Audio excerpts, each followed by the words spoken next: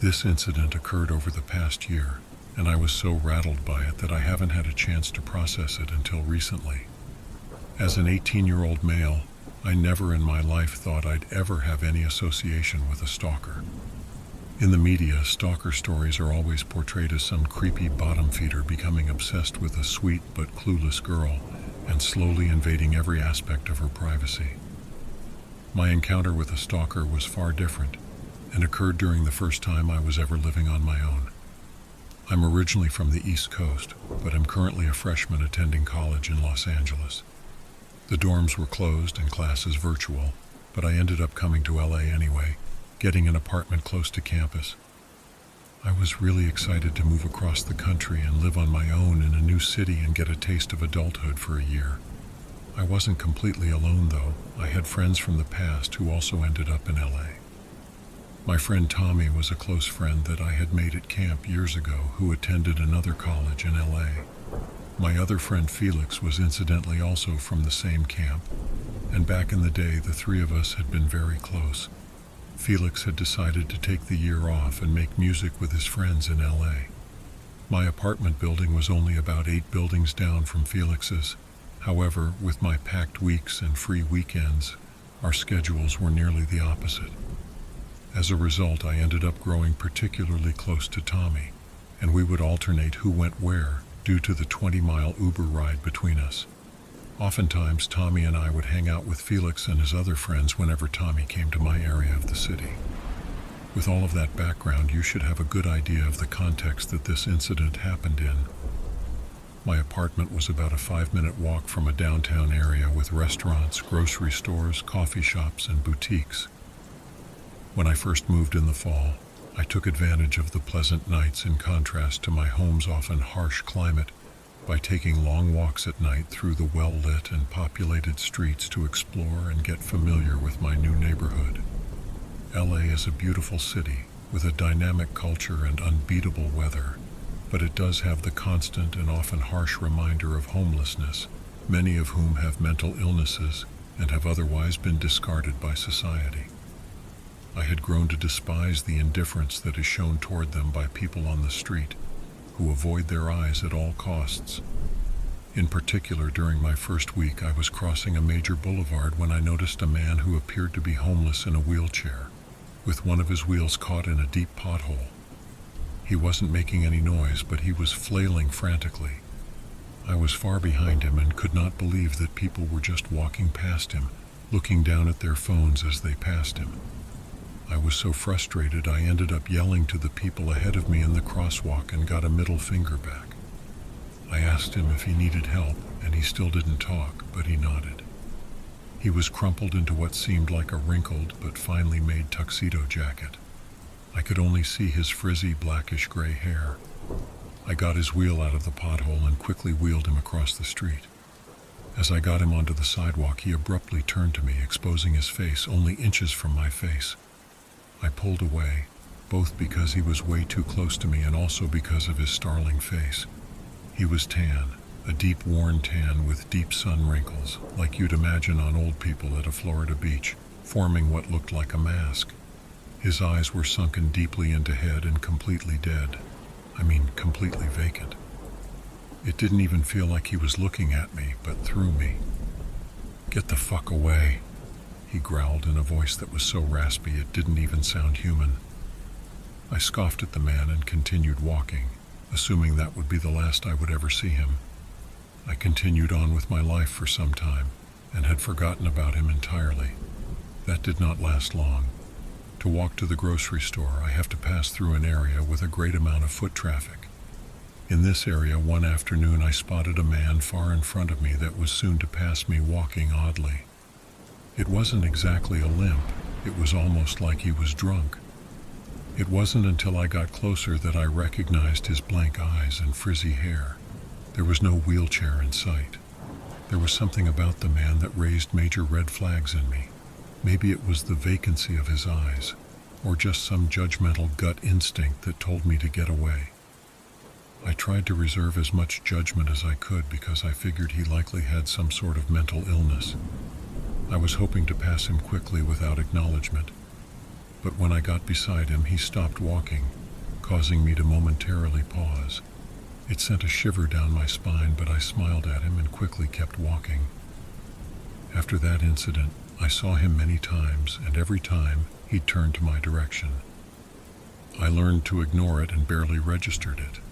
Eventually he went away, and I foolishly thought that was the last of him. Months after I stopped seeing him, Tommy was supposed to come over to my apartment. We were supposed to pick up alcohol for all of us before going over to Felix and his friend's apartment to hang out. As we were about to enter the liquor store, I could see the tall man with the tuxedo jacket standing at the intersection several feet past the store. I was somewhat disappointed he had come back, but it wasn't the end of the world, especially because I was with Tommy and had learned to ignore him. I didn't even bother to explain the situation to Tommy, though. We had just checked out and left the store, taking a left to a nearby intersection away from the one I originally spotted him at. Guess who was standing at the crosswalk? My heart sunk, knowing it would only be the three of us waiting for the crossing sign to change. Tommy was talking to me, completely naive to the situation, but I could see the man beside him turn to us. Tommy saw my face change and turned to the man. Tommy quickly turned back to me, giving me a look upon seeing the man's face. The sign finally changed and we walked quickly across the street. Tommy continued talking to me, but at that point I was rattled. Up until that point, I had never had such direct, prolonged contact with the man. "Are you good?" Tommy asked. I explained to him that I was seeing that man everywhere, all across my area of the city, and that every time I would see him, he'd stare at me. Tommy didn't really take me seriously and clowned on me for being so worried. We got to Felix's house and Tommy soon forgot about the incident while we were hanging out. But I didn't. We all got fairly drunk, but I couldn't shake this nagging sense of dread. Eventually, around 2 a.m., Tommy had gone back to his apartment and many of the guys were going to bed. Honestly, I was still quite buzzed and irrationally afraid to walk that late that night, unlike the dozens of other nights that I've done the exact same. I was comforted by reminding myself that I had only seen him in the commercial area, not the residential blocks around where we were. The walk usually takes about 2 minutes, and that night I was particularly paranoid and hurried. The streets were nearly empty, being that late into the night.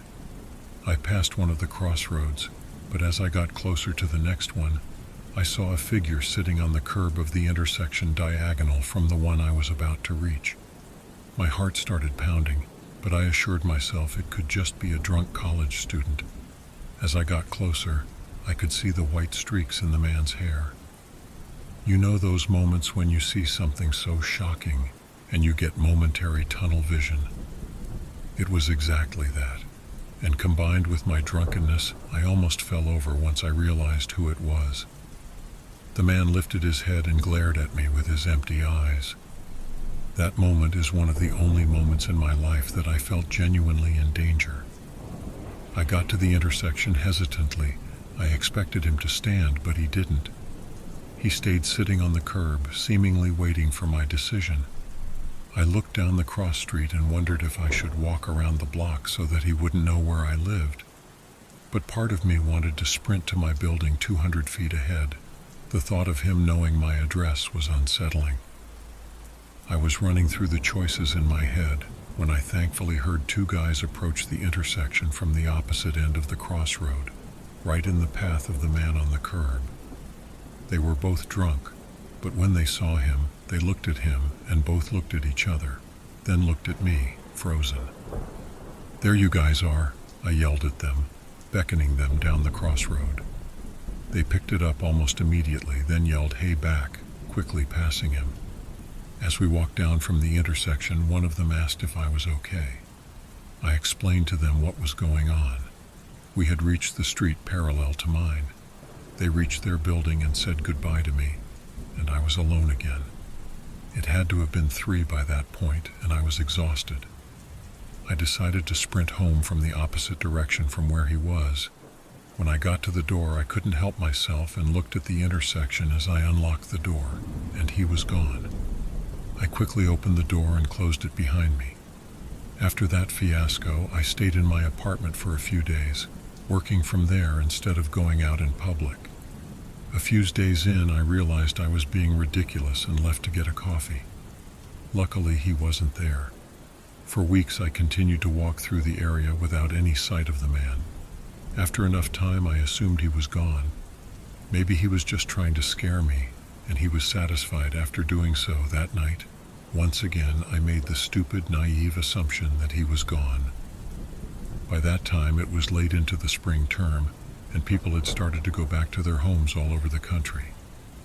A couple weeks before I left LA, Tommy and I were hanging out one last time the night before he was flying home.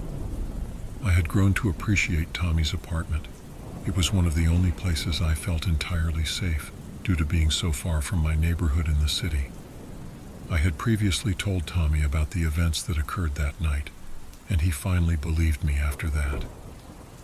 The night of the final incident, I was over at his apartment, and the night was as normal as could be.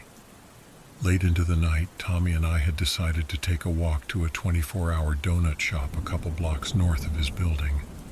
We got to the shop pretty quickly and ordered our donuts. We were the only ones in the shop except for the two other employees, so we were served almost immediately. As we left the shop, Tommy turned around, and now it was his face that dropped. Tommy was the kind of person that when he has a look of dread, you are far up Schitt's Creek without a paddle. I turned around in response and felt like I was going to faint. Standing under the dim light of the donut shop was the man, in the same dirty flip-flops, torn pants pulled up to his chest, and tuxedo jacket. He stood there staring at us. Not us, me. This time his eyes weren't empty. They were focused on mine like a laser, and I could see the fury behind them. Tommy and I were silent for a second, both of us frozen. I looked at Tommy and mouthed to run. In that second, the two of us sprinted back to his apartment. Tommy never looked back, but I could see the man's uneven gait walking down the sidewalk towards us. The door unlocked and we ran into the lobby, slamming the automatically locking door behind us. We sprinted up the stairs to his floor, where we caught our breath in the hallway. Tommy had a look of disbelief in his eyes, and I was shaking with adrenaline. To this day, I have absolutely no clue how the man could have gotten 20 miles and knew exactly where we were. It must have required such deep surveillance. Tommy was rattled and gladly left Los Angeles the following day. I was there for another week, but I was so busy with finals and packing that I didn't leave my apartment. I don't think I'll ever know what that man wanted from me or why he harassed me for months. By no means is this supposed to deter people from helping the less fortunate, but in rare instances, good deeds can come at unknowingly dark costs. I'd like to be noble and say I don't regret helping him, but I do. When I come back to Los Angeles in the fall, I'll be in the dorms, as will Tommy. Somehow that man was able to follow me 20 miles. So what is to say he won't also find me in the dorms only a few hundred feet from my old apartment? I can't call the police. What would I say? The man hadn't technically done anything wrong, and furthermore, LA was filled with vagrants, far out of the light of the police. I won't tell my parents because they'll kill me knowing I kept it from them the whole year. I can only wonder what will happen this fall, and I guess only time will tell.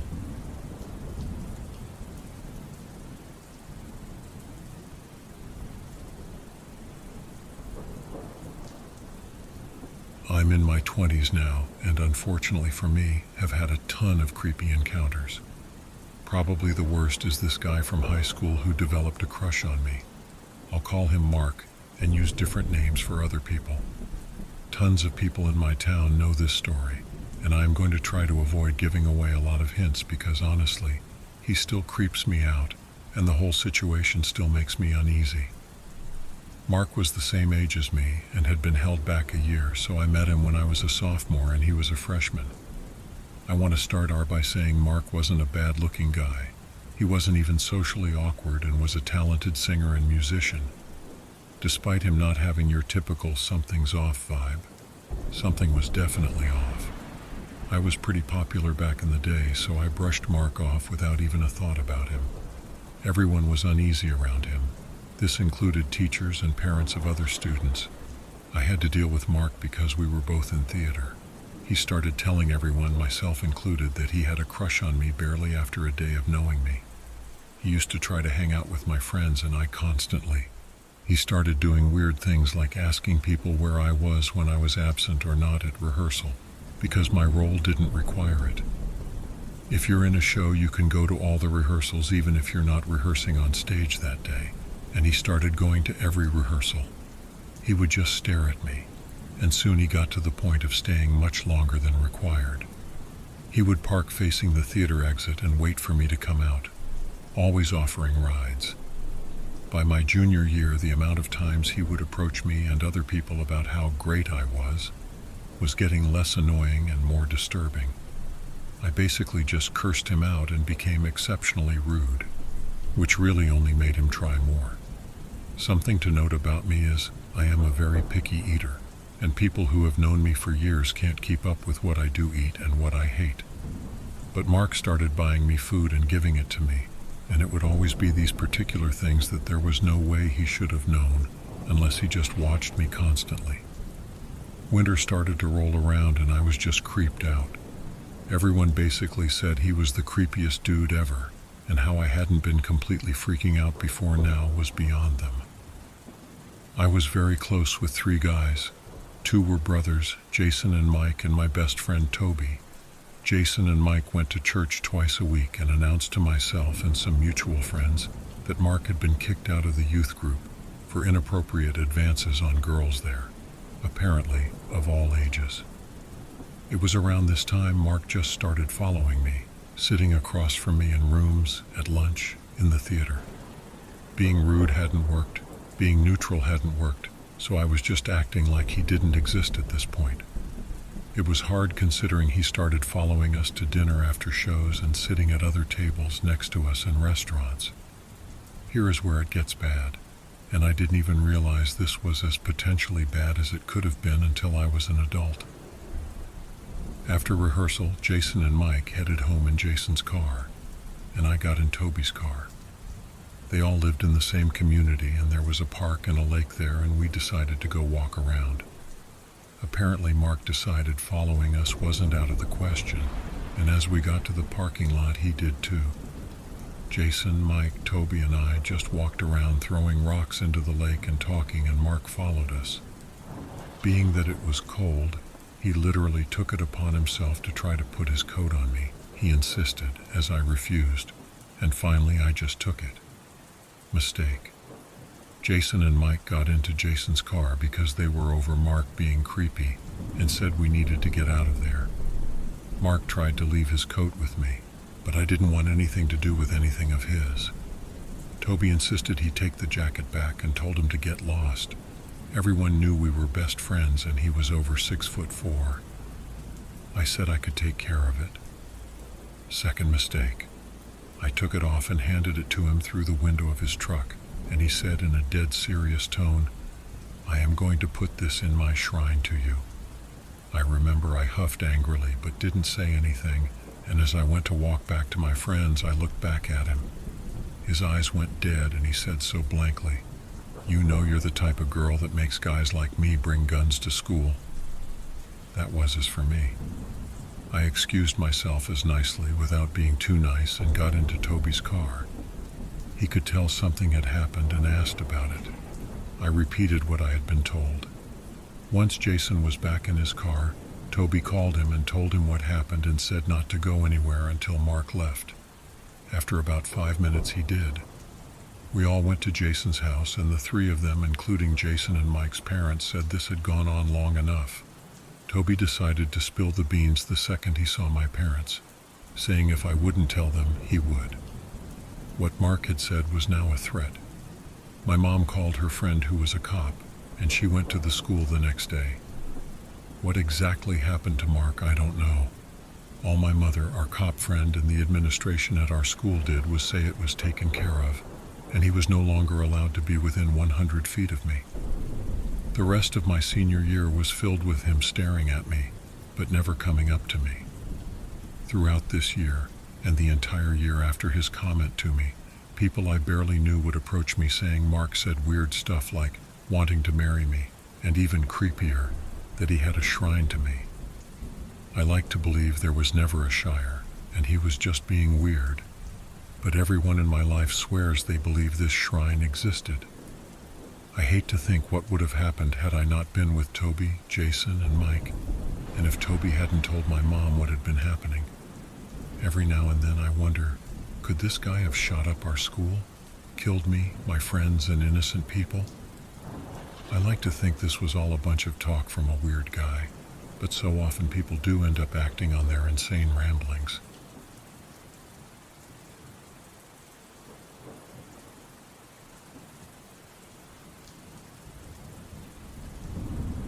The air in the small town was thick with the chill of autumn, a signal of the impending darkness that would shroud my life in a year-long nightmare. Little did I anticipate the scary, dark presence that lurked in the shadows, waiting to unleash a campaign of terror that would consume my every waking moment. This stalker, a faceless figure whose intentions remained an enigma, was not bound by the shackles of an intimate relationship or a familiar acquaintance. Instead, their identity was obscured by a veil of mystery, leaving me in a perpetual state of unease as their haunting actions unfolded. The unsettling saga began innocuously enough, as my path crossed with that of an elderly man grappling with the aftermath of his wife's demise and financial struggles. We shared the same community group, and the subtle nuances of his difficulties caught my attention. Driven by compassion, I decided to extend a helping hand by baking a simple cake, a gesture that would unwittingly become the catalyst for a relentless campaign of stalking. Initially, his demeanor was gentle and kind, expressing gratitude for the baked offering. However, the deceptive outward appearance of gratitude quickly crumbled, revealing a dark underbelly of obsession. Politeness transformed into an alarming monopolization of my time, as he relentlessly interrupted conversations and demanded attention and advice with an unsettling persistence. Redirecting him to other sources of support proved futile, because his true goal was not assistance, but an insatiable craving for my undivided attention. Efforts to distance myself only fueled his fixation. He lurked outside our community group meetings, transforming public spaces into the backdrop of his predatory pursuit. The threshold of my home became an unwelcome stage for his intrusion. He'd visited under the guise of delivering a thank you card, or make silly excuses for being there. His car, a sinister sentinel, began to linger ominously on my street, marking the boundaries of his twisted domain. Desperation forced me to alter my daily routines, to evade the ominous specter that had insinuated itself into every aspect of my life. Yet the gravity of the situation was met with dismissive attitudes, as some labeled it a harmless infatuation, finding macabre humor in the irony of his age compared to mine. As his obsession intensified, he began to infiltrate the most private sanctuaries of my life, following me to events and even appearing at the hospital during my daughter's medical appointments. The escalating fear and paranoia were suffocating, driving me to seek refuge in a different community group, hoping to escape the relentless pursuit of my tormentor. Frustratingly, law enforcement hesitated to intervene, as his actions did not explicitly constitute a threat. So I navigated a year of perpetual vigilance, my life upended by the ever-looming shadow of a stalker who refused to relent.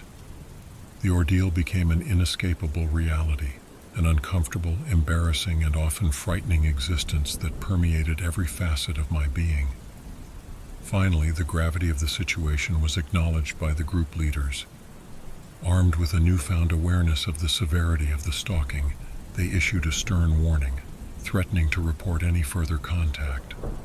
The chilling grip of the stalker gradually loosened, but the scars of that tumultuous year lingered, a constant reminder of the irrational and dangerous acts, fueled by an obsession that had cast a dark cloud over what was once a normal, unremarkable life.